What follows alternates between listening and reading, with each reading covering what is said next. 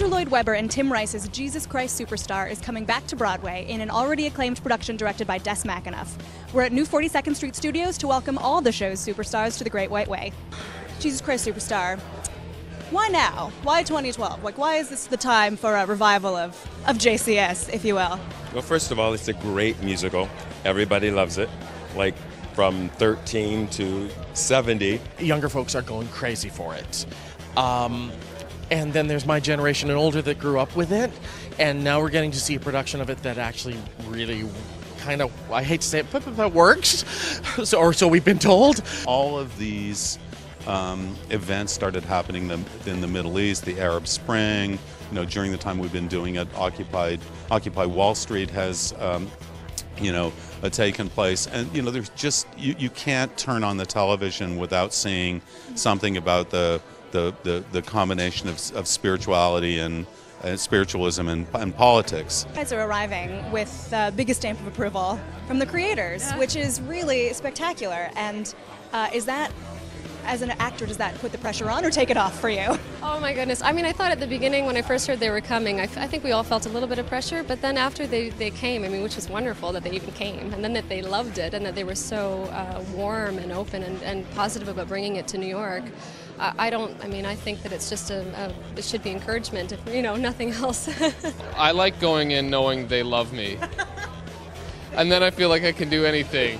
If I go in and I know they really aren't rooting for me, then I'm like, I make the worst choices and don't do anything interesting at all. So, yeah, I would say for me, it's nice to know that we have the support of people that obviously matter for the future of the production and who wrote it. So it's amazing to know that they think that we're doing a great job. What are we going to learn about the story of Jesus that people don't know already?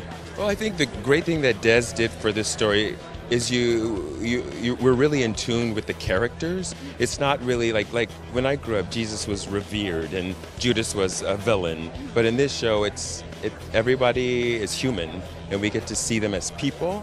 And there's no judgment. The religious aspects of the show are really kind of not our responsibility. It's our responsibility to tell the stories of these people. It certainly allows for a spirituality, So, to examine the events through a human eye is, for people who are not familiar with this show, it can be eye-opening. It's a great opportunity to look at these people as people. To hear it every night, number one, it is so beautifully written. Not just the lyric, the music. My respect for Andrew Lloyd Webber has gone through the roof. It's amazing the way it's structured for a 20-year-old to put this together. You go, okay, kid's a genius, yeah.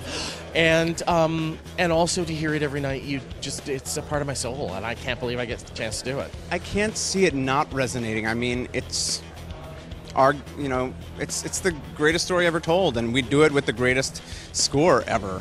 So I can't understand why it ever wouldn't. But especially in today's climate where people need answers and people are looking for answers, I think you can come into this as a religious person or not, and walk away with something a lot more.